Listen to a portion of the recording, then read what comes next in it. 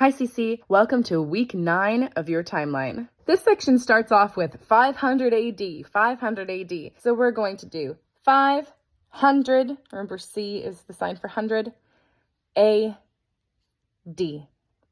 Altogether that's 500 AD. And it gets repeated a lot of times. If you only feel like you can do the motions once, that's fine. If you're quite tricky, you can do them several times along with the lyrics.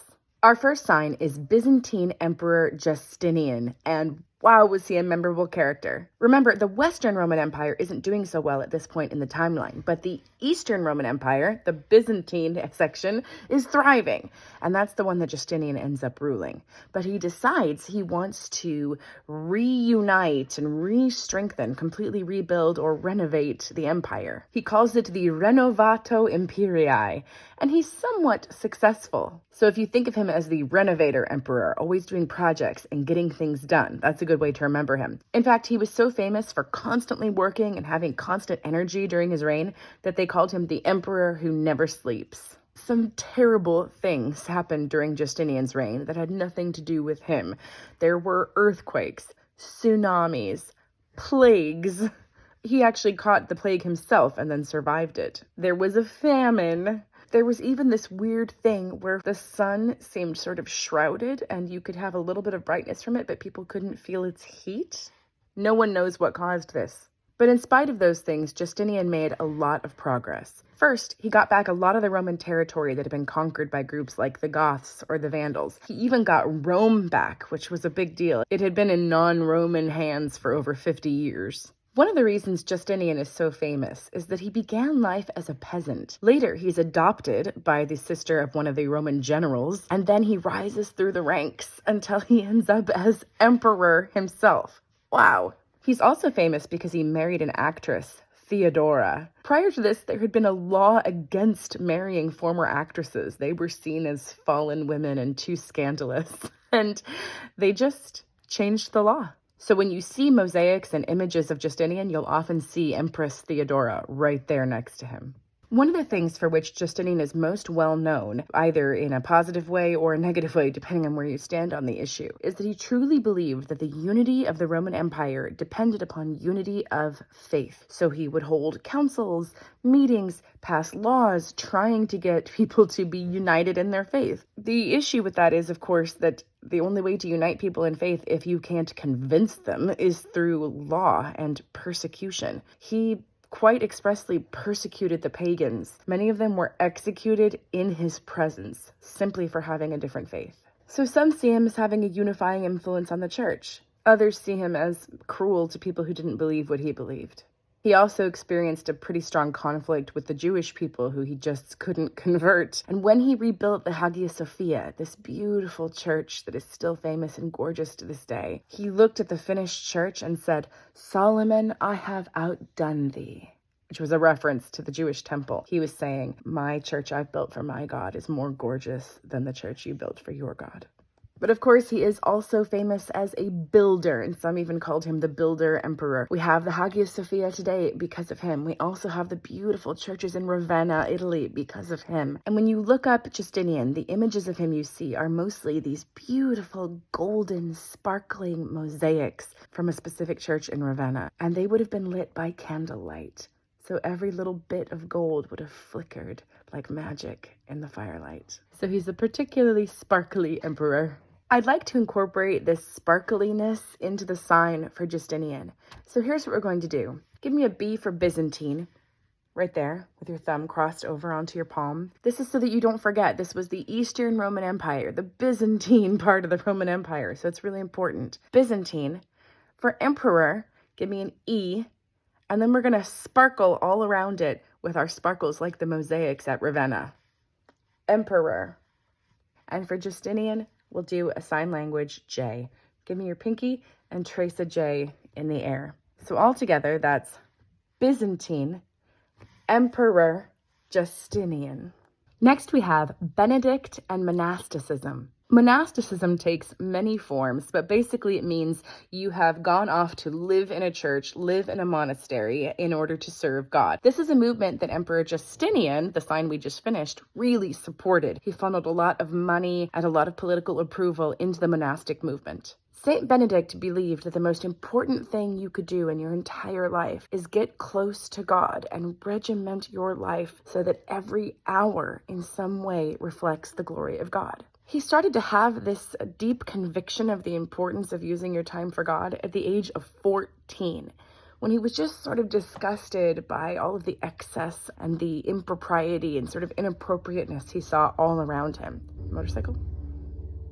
So he decided at age 14 that he was just done with it. He withdrew from all of society and started living in a cave. In the cave, he could spend more of his time focusing on God, being in prayer alone, and just being absolutely certain that he had withdrawn his heart and withdrawn his body from corrupt society. Now, weirdly, his idea to be a hermit and live by himself started attracting followers. People were just so impressed that someone this young could be this dedicated to God. So they started coming up to him and asking him to chat with them about what he believed and what he thought. As his followers grew and grew and grew, he eventually formed a monastery. And toward the end of his life, he wrote his sort of magnum opus, which is called The Rule of Saint Benedict.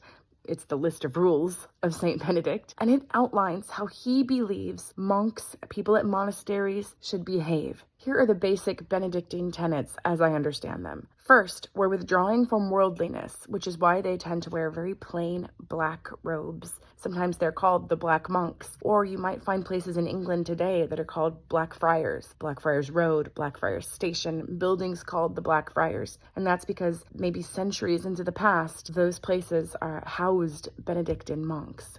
He believed the two most important things you could do as a believer of Christ were work and pray. Pray and work. And that's why the Benedictine motto is ora et labora. Pray and work. Benedict wanted monasteries to be a school for the Lord's service. Those are his words, translated.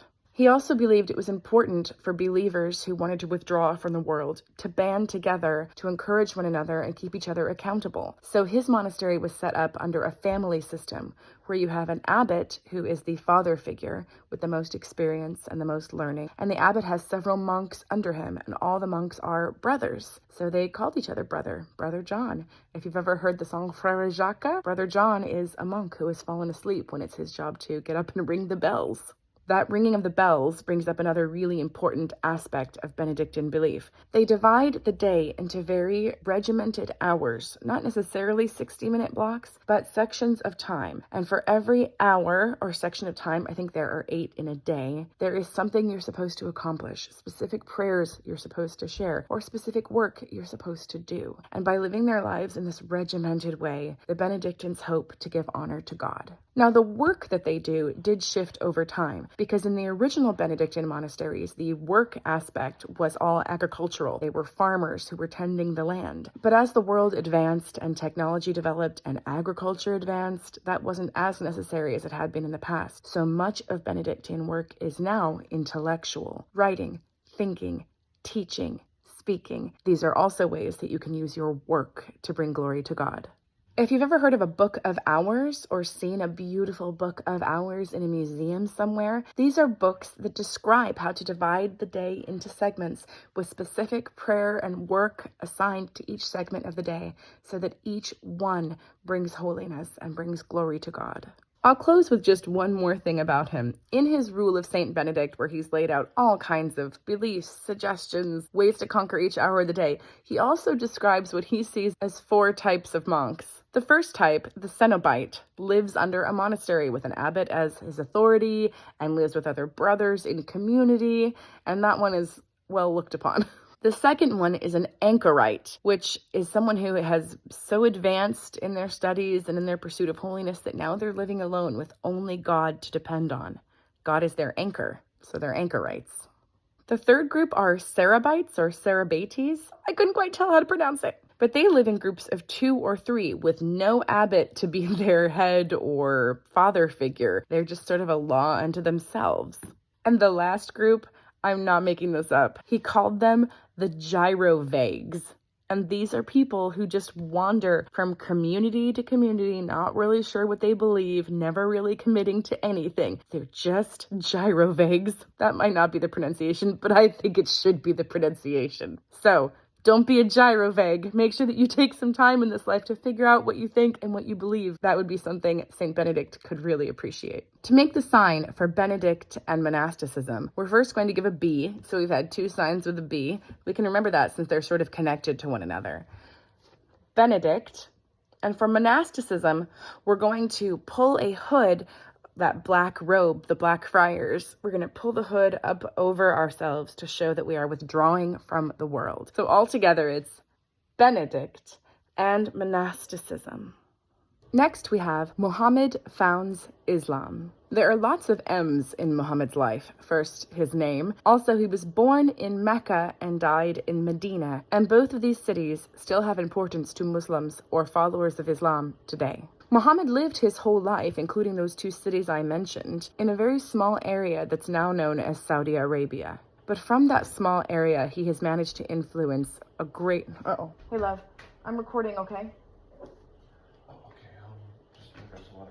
But from that small area, he managed to influence a huge portion of the world. Muhammad was what we would have called in biblical times a prophet. A man who believed he was speaking and sharing revelations from God. In fact, in Islam, he's not known as a prophet, he's known as the prophet. Muhammad believed that the angel Gabriel was communicating the words of God to him, so he shared these words verbatim, and they were later written down in the Quran, the holy book of Islam. For this reason, he is also known as the proclaimer of the Quran.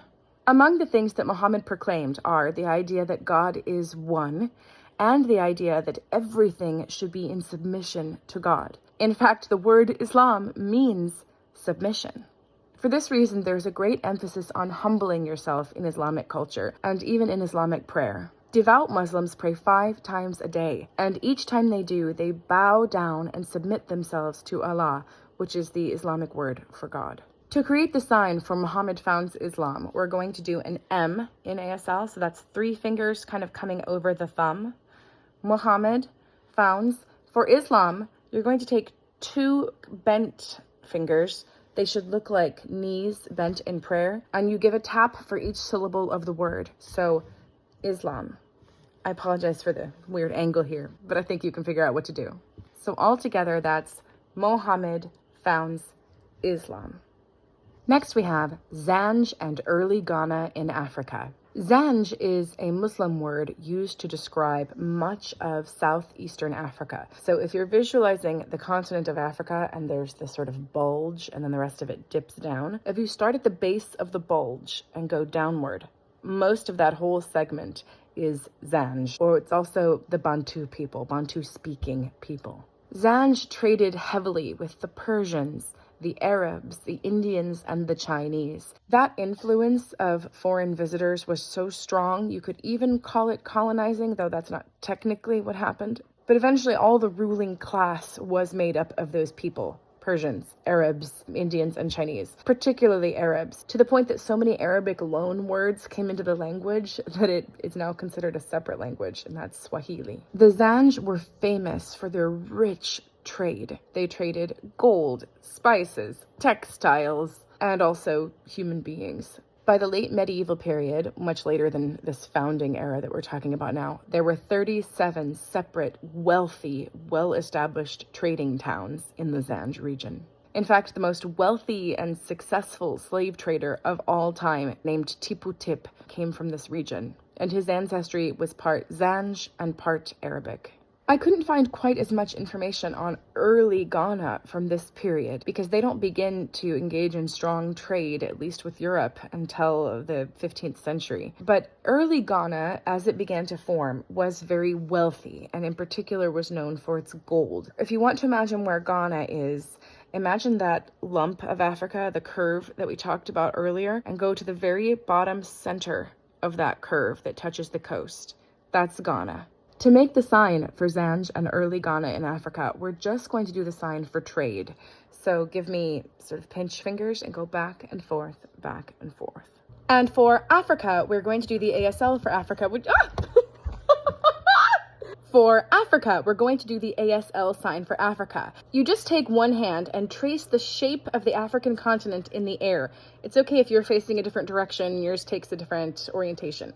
But basically make the larger upper portion and draw downward. Africa. So altogether, that's Zanj and early Ghana in Africa. And then you've got some fun drums, or if you want, you can boogie down a little bit. Have fun. Next, we have Franks defeat Muslims at the Battle of Tours. If you love Christian history and military history, you're going to go crazy for the Battle of Tours. So this is a battle between two large military powers.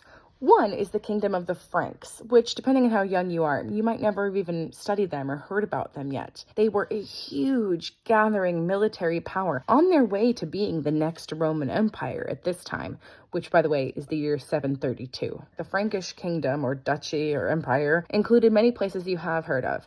Parts of France, parts of Germany, Luxembourg, Belgium, the Netherlands. It was a lot. Now, the Umayyads were a large, expanding Islamic empire, and they had been making headway into Europe. They had already taken over Spain, and they were on their way to take more ground in Europe, until the Franks stopped them. The Franks were led by Charles Martel, called the Warrior, or the Latin that's used to describe him sometimes is the Belligerator, which is the best name ever. The Franks had a strong military power, but all of it was infantry, which means soldiers marching on foot. The Umayyads had a large cavalry, soldiers on horseback.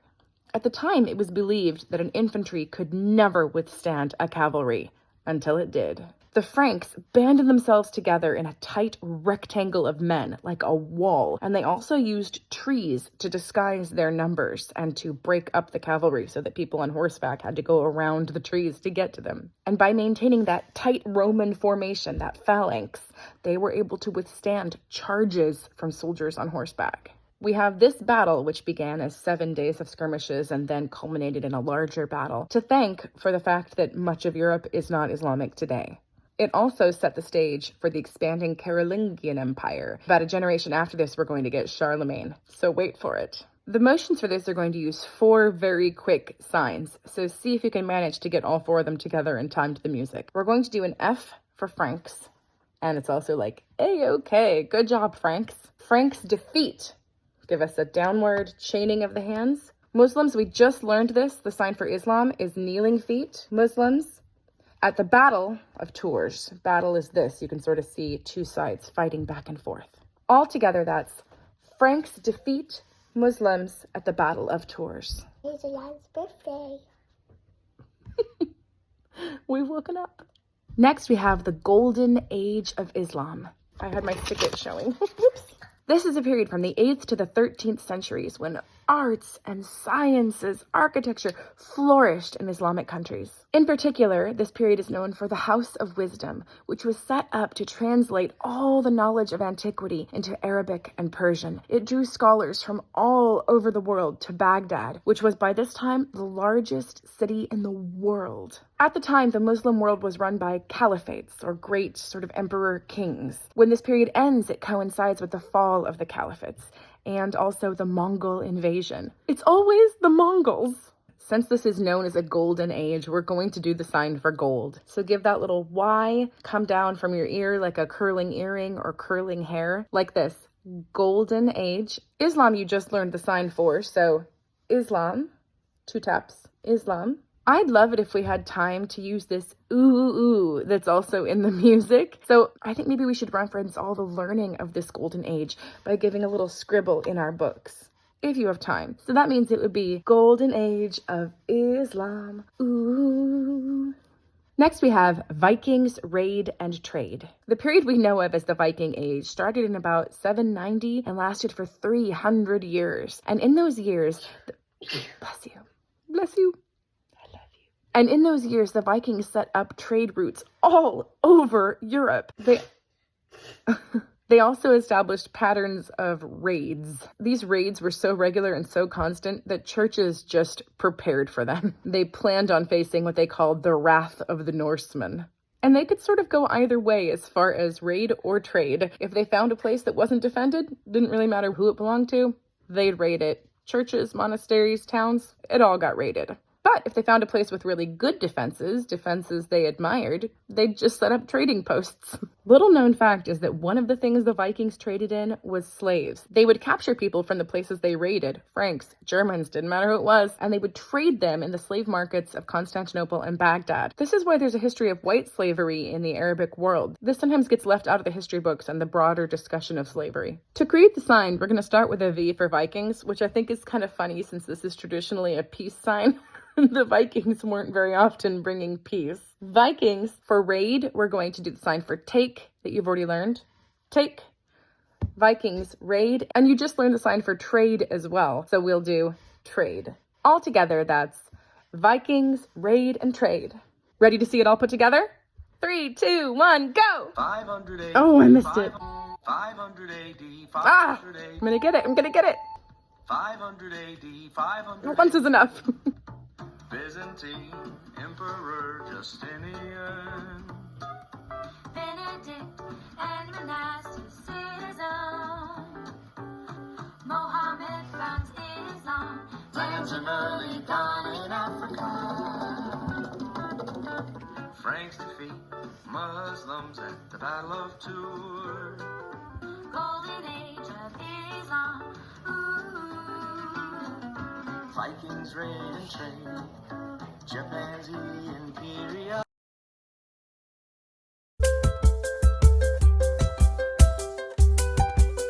Okay, here we go.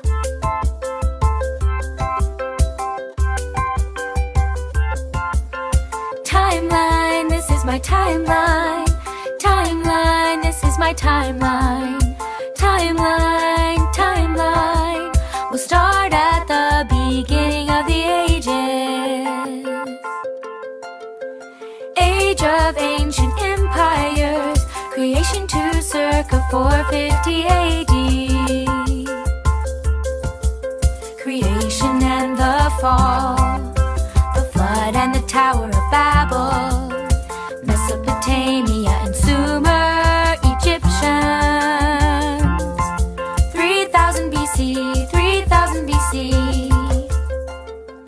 Indus River Valley Civilization, Minoans and Mycenaeans. 7 wonders of the ancient world. Patriarchs of Israel. 2000 BC, 2000 BC. Hittites and Canaanites, Kush, Assyrians, Babylonians, China, Shang Dynasty, Hinduism in India, Phoenicians and the alphabet, Mesoamerica, Israelite exodus and desert wandering, Israelite conquest and judges, Greek dark ages, Israel's united kingdom. 1000 BC, 1000 BC, early Native Americans. Israel divides into 2 kingdoms, Homer and Hesiod. Rome founded by Romulus and Remus. Israel falls to Assyria. Assyria falls to Babylon.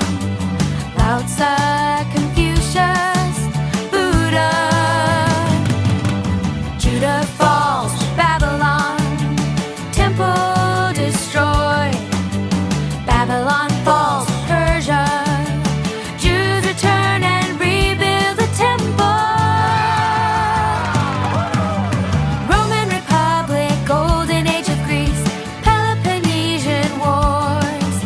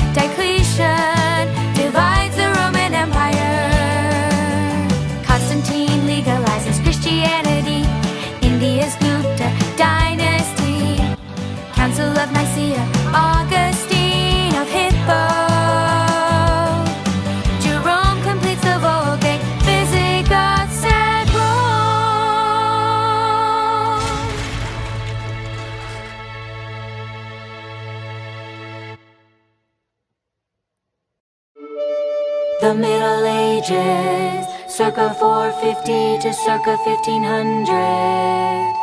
Council of Chalcedon, Western Roman Empire falls to barbarians. 500 AD, 500 AD. Once is enough. Ah! Byzantine Emperor Justinian. Benedict and Monasticism. Mohammed founds Islam. Zanj and early Ghana in Africa. Franks defeat Muslims at the Battle of Tours. Golden Age of Islam. Ooh. Vikings raid and trade. Japan's imperial.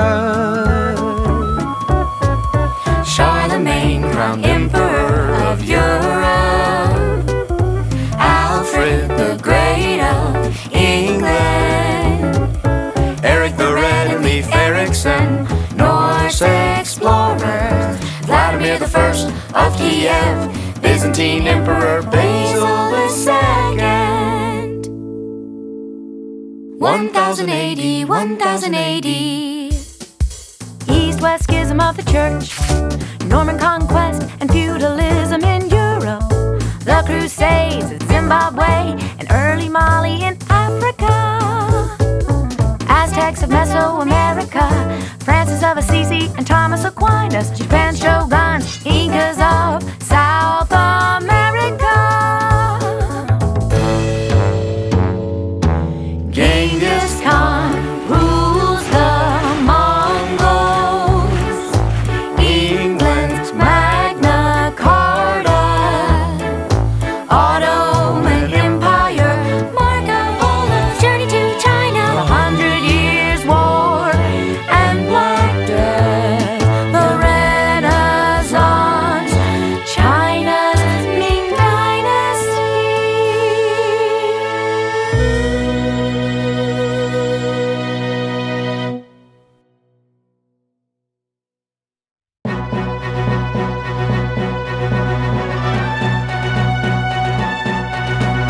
Age of exploration, circa 1400 to circa 1600. Prince Henry founds School of Navigation, slave trade in Africa. Gutenberg's printing press, Songhai in Africa. Tsar Ivan the Great of Russia, the Spanish Inquisition. Columbus sails to the Caribbean.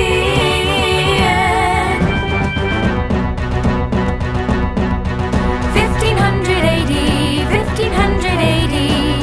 Age of absolute monarchs, Circa 1500 to circa 1800. Protestant Reformation, Spanish conquistadors in the Americas, Calvin's Institutes of the Christian Religion, Council of Trent, the Baroque period of the arts, Japan's isolation, Jamestown and Plymouth colony founded. Age of Enlightenment, circa 1650 to circa 1800. Hudson's Bay Company, first great awakening, classical period of the arts, the 7 Years' War.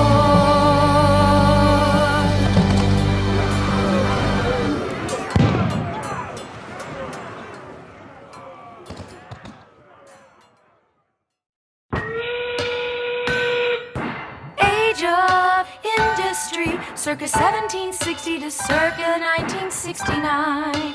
James Cook sails to Australia and Antarctica. American Revolution and General George Washington. Madison's Constitution and the Bill of Rights. French Revolution, Second Great Awakening. Vienna Purchase and Lewis and Clark Expedition. Napoleon crowned Emperor of France. Liberation of South America. The War of 1812, the Missouri Compromise. Immigrants flock to America.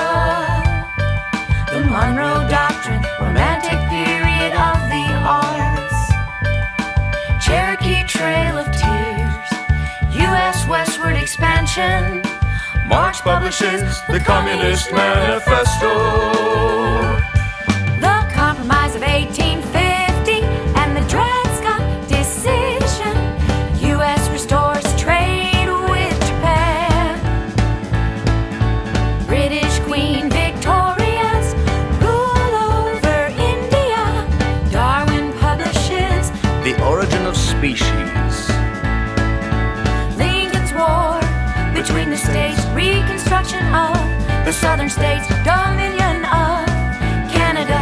Otto von Bismarck unifies Germany. Wars in Africa. The Spanish-American War.